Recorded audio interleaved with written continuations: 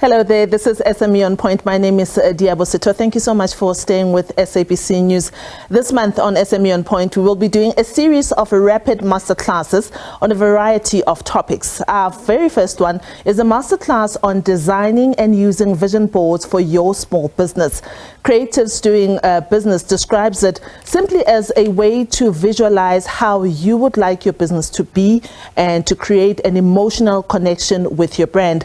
We have reached out to Anele Ndlovu, who's the founder of Tea with Anele and runs workshops and picnics, and to conduct a 5 to 6 minute masterclass using this creative way to get a clear understanding of your dream business. Anele is going to give you a step-by-step guide on how to get started, and if you prefer digital tools, she'll also point to apps that can assist. This is the masterclass on designing using a vision board for your small business. A vision board is like a mind map of your goals, but it's in a visual form. So it's a visual representation of your vision, of your goals, of your dreams. So you know how sometimes you have your goals and your dreams in your head, and you know, I want to do this, I want to buy this car, I want to live in this area, I want to study this. A vision board actually helps you for me, it's like it's putting it out to the universe. You're not just keeping it to yourself. It's a manifestation of your goals and your dreams. Have a list of the goals that you want to achieve. And the way I would break it down is have financial goals that you want for your business. You know, how much money it is that you want to make, profits, and all those things. And then have also what I call relationship building goals. So with that, it's who are mentors that I could work with, who are the coaches that I'd like to work with, are there any association or professional bodies that I need to join, you know, so have that relationship building goal. And then you have to hire people. You know, even if you're starting out small, have that vision that you're not always going to work alone or with 1 or 2 people. So have a goal and vision of staff recruitment and how you maintain and retain your staff. And then I would have expansion goals. You might start out with maybe one business or format. Do you see yourself expanding maybe into other markets, into other products and services? If that's what you would like to do, have those goals as part of your vision board as well. And then health and wellness. For me, that's become very important. And it's sometimes even on a personal vision board, we don't really spend enough time thinking about that. We say, I want to go to the gym, I want to eat healthy and all that. But what about just self-care, you know, annual checkups? So if you're running a business and you have people who work for you, how are you caring for your staff's health, you know, physically and especially mentally? So have those goals in terms of health and wellness for the organization as a whole. Now we're getting to the fun part where we are creating our vision board, and you need to give your vision board a name. So we are going to write, so my organization is called the Tea with Anele Ndlovu. So we are going to say,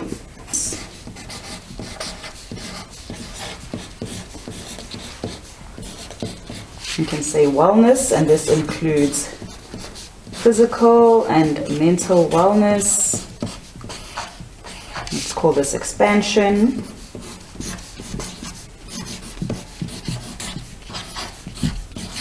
And what we'll do now is, from the list that we spoke about of having the different goals, is actually to have a look in the magazines or on the printed list that you have, and then start sticking things under the different headings so that you know that this is where all your financial goals will go, this is where all your wellness goals will go, this is where your expansion goals will go, and your employee goals will go.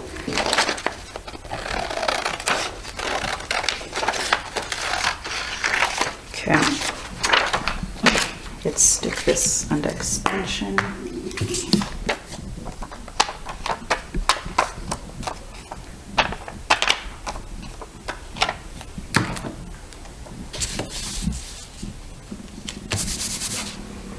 Okay.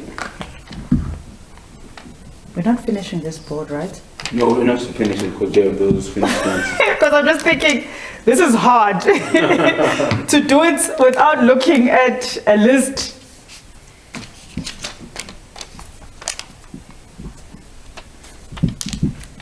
You guys are making me, do you know how long it takes me to plan and do a board days and days? I always encourage people with their vision boards to have monthly or quarterly reviews. You know, how are things going according to what I had put in my initial board? Am I achieving some of the things that I had set out to achieve? Are there things that I haven't been able to achieve? And then ask yourself, why is that? What could be in the way of me not achieving this? And with the vision board, a lot of the times I encourage people to do like an annual board, or some people do a 3 to 5 year plan. But with that, you're not going to achieve everything all at once. You know, so the assessment helps you to see, okay, this month, this quarter, this is what we are focusing on.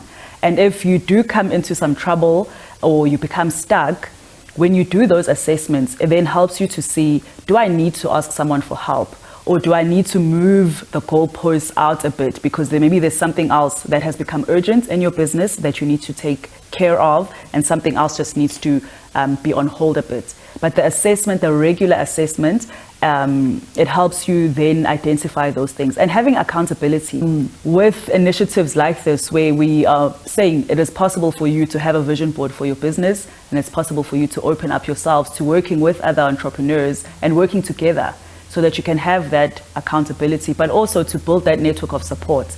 You know, people always say that when you're a small business owner, it's a lonely journey. It doesn't have to be, you know, because when you know that there are other people out there who are trying to achieve similar goals to you, and you can share your goals with them, you build that system. With the digital ones, a lot of people use Pinterest, but Canva as well. So those are the two that you can use, and with that they come with templates as well. So maybe if you can either start your board from scratch using them, or there are different templates that you can use depending on how you want your board to look, the layout that you want to do. You can just choose on the different templates there.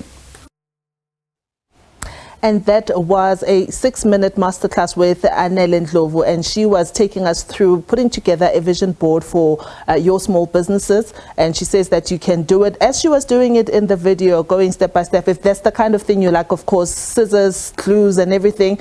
And if you like me and you prefer more digital tools, you can get electronic ones. But I'd like you to reach out to us on our Facebook page at SME Onpoint. Tell us about what you think of this masterclass, if it's useful to you, how we can do it better, and if there's another particular masterclass that you think that we can look at next week. We are planning to have a masterclass on how to start a dropshipping business next week. If you've got a computer at home, you've got a phone, you've got connectivity, you can start a dropshipping business, but we'll get an expert to help you with that on how you can get started. So Business Connect, it helps to introduce smart business processes to people in the rural areas. They do idea analysis, registration and training through their partners in government agencies, as well as to help those business owners to find funding.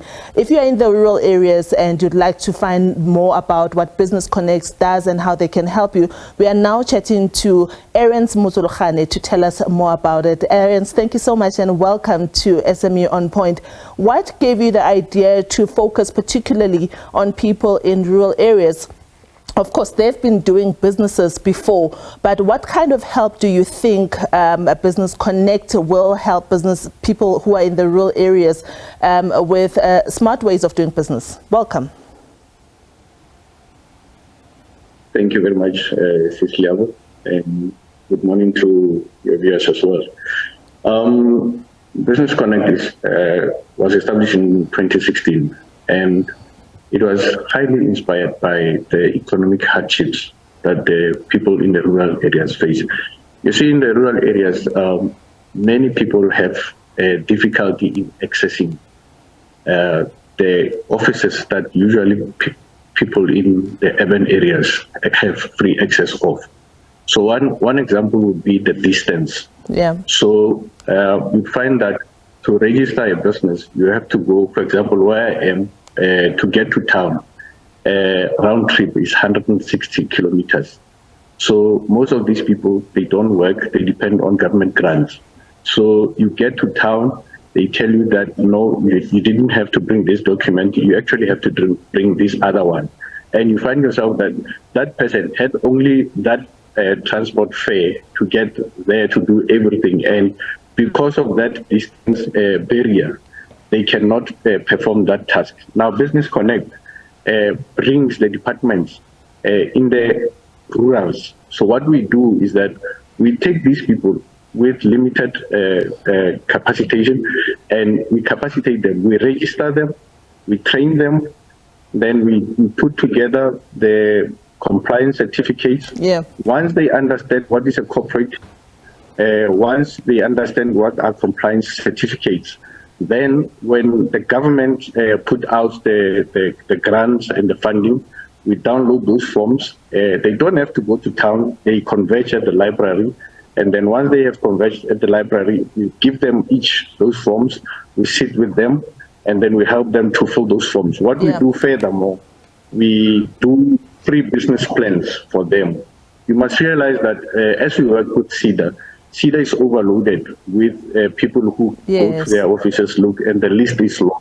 So they cannot work optimally. So that's where we come in. We work with CEDA. It has given us the Moses Kotane area, 107 villages which we service, and we have a number of professionals which we work helping very hard. Let me allow me to come in there, Aaron, since we are a bit pressed for time, to ask you about how people can help you. And if you could quickly, you've been in operation since 2016. How many people have you so far helped? Where people can get hold of you, and how many people you've helped so far?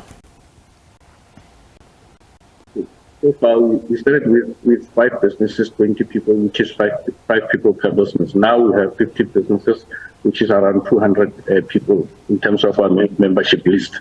So what our struggle is that we cannot access the deeper villages because we don't have the mobile trucks.